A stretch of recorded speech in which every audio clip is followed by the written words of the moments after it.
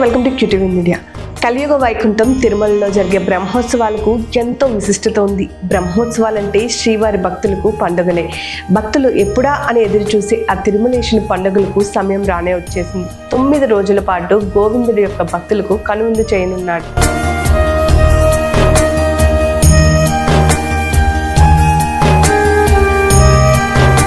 ఈ నెల 24 నుంచి అక్టోబర్ 2 వరకు శ్రీవారి బ్రహ్మోత్సవాలకు ముమ్మర ఏర్పాట్లు జరుగుతున్నాయి. కలియుగ దైవం భక్తుల కొంగు బంగారం చేసే శ్రీవారి బ్రహ్మోత్సవాలకు వేలయ్యింది. కొత్తగా పాలక మండలి ఏర్పాటు అయ్యాక జరగనున్న తొలి బ్రహ్మోత్సవాలను ఎంతో వైభవంగా నిర్వహించేందుకు చర్యలు చేపట్టింది టీటీడీ. ఇప్పటికే ఏర్పాట్లపై సమావేశమైన పాలక మండలి బ్రహ్మోత్సవాలను విజయవంతంగా నిర్వహించడంతో పాటు భక్తులకు ఎటువంటి ఇబ్బందులు తలెత్తకుండా చర్యలు తీసుకునేందుకు పలు నిర్ణయాలను కూడా తీసుకుంది. బ్రహ్మోత్సవాలు జరిగే 10 రోజుల్లో VIP దర్శనాలను రద్దు చేస్తూ కీలక నిర్ణయం కూడా తీసుకుంది.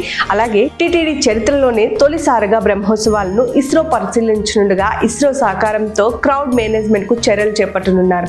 ఈ నెల 24 నుండి కూడా అక్టోబర్ 2వ తేదీ వరకు బ్రహ్మోత్సవాలు అంగరంగ వైభవంగా నిర్వహించేందుకు ఏర్పాట్లు చేస్తున్నామని పాలక మండలి చైర్మన్ బిఆర్ నాయుడు తెలిపారు. సెప్టెంబర్ 24వ తేదీ మేన లగ్నంలో ధ్వజారోహణం ఉంటుందన్నారు. 24న సీఎం చంద్రబాబు పట్టు వస్త్రాలను సమర్పిస్తారని, 25న తిరుపతిలో నూతనంగా నిర్మించిన యాత్రికుల వసతి సదుపాయం PAC5 ను ప్రారంభిస్తారని చైర్మన్ బిఆర్ నాయుడు తెలిపారు. బ్రహ్మోత్సవాల సందర్భంగా భక్తుల రద్దీని దృష్టిలో పెట్టుకుని 23వ తేదీ నుండి అక్టోబర్ 2వ తేదీ వరకు కూడా 10 రోజుల పాటు సిఫార్సు లేఖలపై VIP బ్రేక్ దర్శనాలు రద్దు చేస్తున్నట్లు ఆయన ప్రకటించారు. 28వ తేదీ సాయంత్రం 6 గంటలకు జరిగే శ్రీవారి గరుడ సేవకు 3 లక్షలకు పైగా భక్తులు వస్తారని అంచనా వేస్తున్నారు. ఈ క్రమంలో క్రౌడ్ మేనేజ్మెంట్ కు ఇస్రో సహకారంతో ఎప్పటికప్పుడు రద్దీ క్రమబద్ధీకరణకు శాటిలైట్ పిక్చర్ టెక్నాలజీని వాడుకుంటున్నామన్నారు. బ్రహ్మోత్సవాల సమయంలో రద్దీని దృష్టిలో ఉంచుకొని అదనంగా 10 లక్షల లడ్డూలు కూడా తయారు చేస్తున్నామని చెప్పారు. భక్తుల బ్రహ్మోత్సవాల వాహన సేవలను తిలకించేలా రద్దీ ప్రాంతాల్లో LED స్క్రీన్లు కూడా ఏర్పాటు చేస్తున్నట్లు, అలాగే మాడ వీధుల్లోని గ్యాలరీల నుంచి మలయప్ప స్వామిని దర్శించుకునేందుకు 1.85 లక్షల నుంచి 2 లక్షల మంది భక్తులు కూర్చునేలా ఏర్పాట్లు చేస్తున్నట్లు ఆయన తెలిపారు.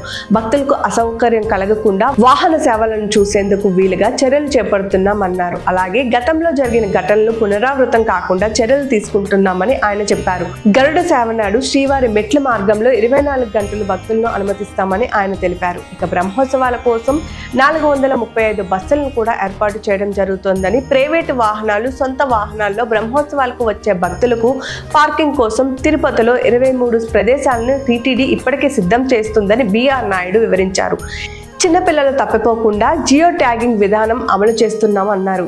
కానీ విని ఎరుగని రీతిలో భక్తులకు ఎలాంటి అసౌకర్యం కలగకుండా బ్రహ్మోత్సవాలకు ఏర్పాట్లు చేస్తున్నామని చెప్పారు. గతంలో చోటు చేసుకున్న ఘటనలను దృష్టిలో పెట్టుకొని లోపాలను సరిచేస్తున్నామని అన్నారు. గరుడి సేవ నాడు 3 లక్షల మజ్జిగ ప్యాకెట్లు పంపిణీ చేసేందుకు సన్నాహాలు కూడా చేస్తున్నామని చైర్మన్ బిఆర్ నాయుడు వెల్లడించారు.